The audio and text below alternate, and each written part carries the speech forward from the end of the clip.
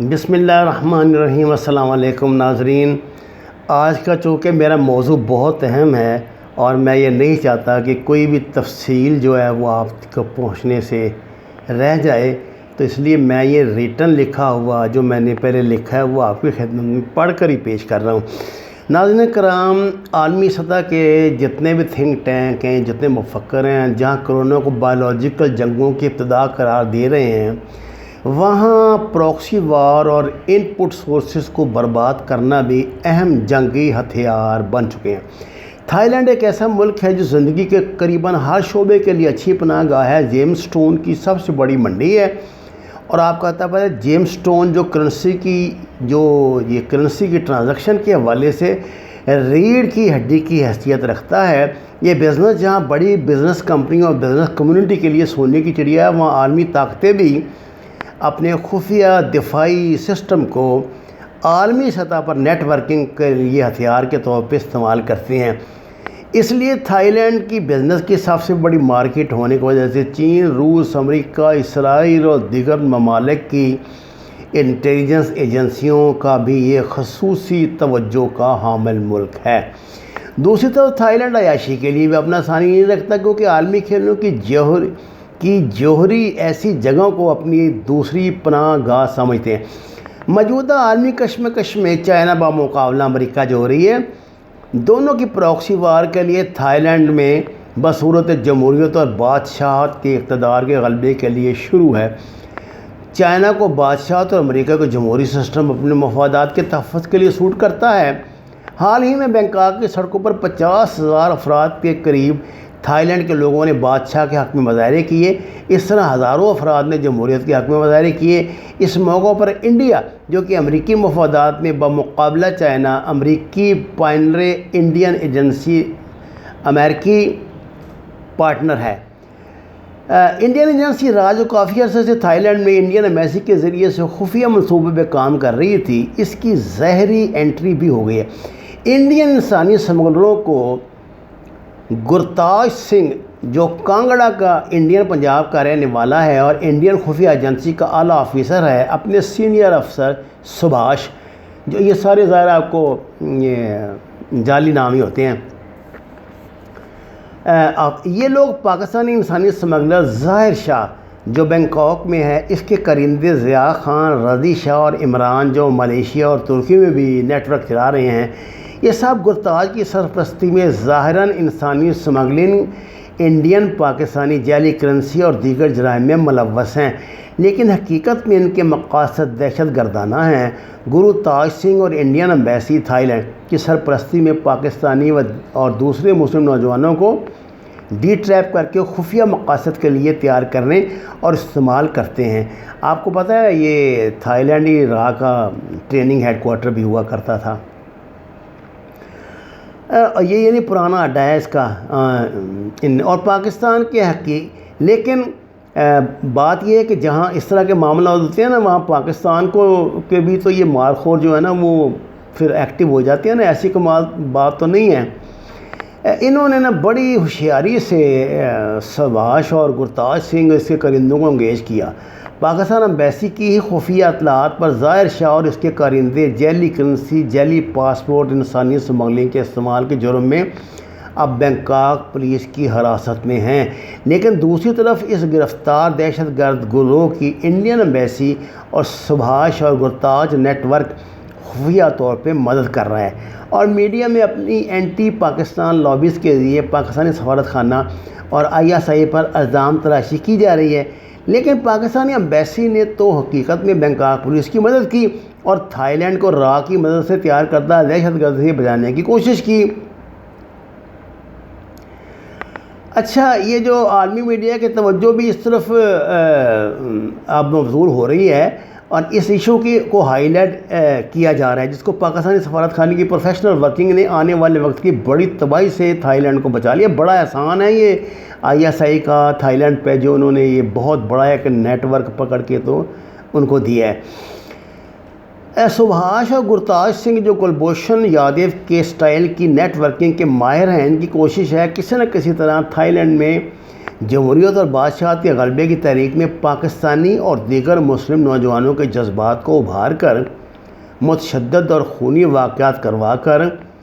پاکستان اور ISI کو بدنام کیا جائے۔ آپ کو پتہ ہے نا کہ وہاں ایک مسلم موومنٹ بھی ہے، تو یہ اس کو ایکٹیو کرنے کے لیے نا یہ اس طرح کی حرکتیں کر رہے ہیں۔ ماسٹر پلان یہ ہے کہ پاکستانی مسلمان نوجوان اور تھائی مسلمان کمیونٹی، جو حقیقت میں زیادہ تر عرب اور ایشین مسلم تاجروں کی ہی نسل ہے، ان میں مسلم غیرت کا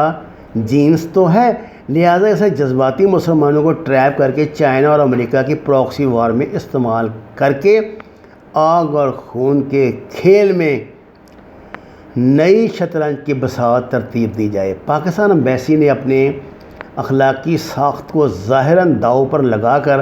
اپنا حقیقی اخلاقی امن پسندانہ کردار ادا کیا ہے، لہٰذا نئے دہشت گردانہ فتنے کے وقت سے پہلے ہی سرکوبی کے لیے بیجنگ اور اسلام آباد اور بینکاک کو سفارتی سطح پر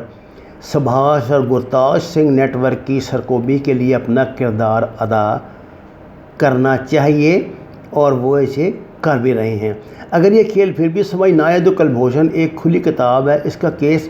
اور عالمی عدالت کے فیصلے بیجنگ اور بینکاک کے لیے گائیڈ لائن کی صورت میں موجود ہیں، اور اگر پھر بھی سمجھ نہ آئے تو تھائی لینڈ میں سستے ترین ہاسٹلز جہاں رہائش، شراب اور عیاشی بہت کم ریٹ پر ملتی ہے، وہاں انسانی سمگلروں کے روپ میں سبھاش گرتاج سنگھ کے جو ان کے جو آگے ایجنٹ ہیں وہ اپنے کام میں مصروف ہیں۔ اس کا علم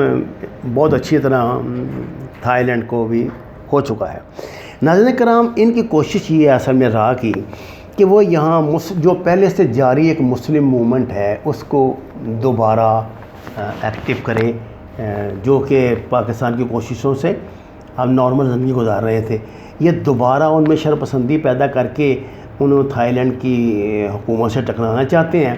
اب بات یہ ہے کہ تھائی لینڈ اس وقت امریکہ اور چین کی پراکسی وار کا بہت بڑا یہ سمجھیے ایک اڈا ہے۔ یہاں پاکستان کو ظاہر ہے پرو چائنا کردار ادا کرنا ہے، اور انڈیا جو ہے وہ پرو امریکہ کردار ادا کرے گا، یعنی جمہوریت اور بادشاہت کا ٹکراؤ بھی ہے۔ اور دوسری طرف یہ جو ان کی منی ٹرانزیکشن ہے، منی لانڈرنگ ہے، اس میں یہ لوگ بڑی چلاکی سے نا، جو ہمارا فیٹف میں جو ہمارا کیس ہے اس کو پاکستان کے خلاف مزید مضبوط کرنے کے لیے وہ ایسے شواہد یہاں پہ پیدا کرتی ہے راہ، جن کو ISI بڑی حکمت عملی سے ختم کر رہی ہے۔ میں آپ کو بتانا یہ چاہتا ہوں کہ بہت بڑا کھیل جو ہے نا وہ اس وقت کھیلا جا رہا ہے تھائی لینڈ میں، اور یہ جو ہماری ایجنسیاں ہوتی ہیں یہ نہیں، یہ پاکستان تک ہی محدود نہیں ہیں۔ دبئی میں کئی ممالک کا بدقسمتی سے نام نہیں لے سکتا، لیکن 2-3 ملک تو اوپن ہے، دبئی ہے، یہ ساؤتھ افریقہ ہے، تھائی لینڈ ہے، ان میں اور نیپال، ان میں تو آپ کو پتہ ہے نا بہت تیزی ان کا آپس میں ٹکراؤ رہتا ہے را اور ISI کا۔ یہ اللہ کا بڑا شکر ہے کہ شکست تو آخر میں را کو ہی ہوتی ہے۔ اب یہ ان کی ڈٹائی ہے کہ وہ اپنے اس کام سے ٹلتے نہیں ہیں اور اس کو جاری رکھے ہوئے ہیں کسی بھی سطح پہ۔ لیکن میں آپ کو یہ بھی بتانا چاہتا ہوں ناظرین کرام کہ یہ جو 5th جنریشن وار ہے نا، وہ سرحدوں سے آزاد ہوتی ہے، وہ ملکوں کی سرحدوں کی پابند نہیں ہوتی۔ عین ممکن ہے آپ کے خلاف جو تباہ کن منصوبہ ہے، تباہ کن کھیل ہے، وہ لندن میں کھیلا جا رہا ہو، کیونکہ اب میں آپ کو بتاتا ہوں، اب یہ آج سے اور 4 اکتوبر تک میرا خیال یہاں جنیوا میں ہیومن رائٹس کی کانفرنس ہو رہی ہے۔ آپ دیکھ لیں راہ نے وہاں پہ جناب بسوں پہ وہ لگوا دیے ہیں بلوچستان کے بڑے بڑے بینر، اور ان کو لا کے یہ جو ہمارے ہیں بیچارے پختون جو بھائی جو گمراہ ہوئے ہیں ان کو کھڑا کر دیا ہے، اور وہ 2-4 نوچیاں جو بڑی مشہور ہیں، میں ان کا نام ہی لینا اپنی زبان کو ناپاک نہیں کرنا چاہتا، آپ جانتے ہیں، وہ وہاں پہنچ گئی ہیں، اور وہ جناب وہاں انہوں نے پتہ نہیں کہاں سے انڈین عورتیں جمع کر لی ہیں، کون سی کر لی ہیں، QM والوں نے، لندن گروپ نے مدد کی ہے، وہ بینر لے کے کھڑی ہو گئی ہیں بالکل اس مقام پہ جہاں کانفرنس ہو رہی ہے پاکستان کے خلاف، بلوچستان کو آزاد کرو، فلانا ٹیم کا یہ وہ پاکستان۔ اب یہ جو ہمارا کیس ہوا ہے اس کا گینگ ریپ کا یہاں پہ آپ کے لاہور میں، اس کے وہاں لگ گئے ہیں۔ میں نے آپ کو پہلے کہا تھا نا کہ یہ اس گیم کا حصہ ہے، اب اپنی آنکھوں سے دیکھ لیں۔ ناظرین کرام، اس طرح مطلب بغیر اطلاعات کے صرف سنسنی خیز سرخیاں لگانے سے کام نہیں چلتا۔ حالات پر باقاعدہ آپ کا جو مطالعہ، مشاہدہ اور تجربہ ہوتا ہے، یہ کہیں نہ کہیں ضرور کنسیڈر کرتا ہے۔ وَمَا عَلَيْنَا إِلَّا الْبَلَاغُ الْمُبِينُ۔ درخواست ہے قرآن اور نماز کو ترجمے کے ساتھ جانیے۔ ہمارے چینل کو سبسکرائب کریں، لائکس دیں اور سچ کے سفر میں ہمارے ہم سفر بن جائیں۔ آپ کا بہت شکریہ۔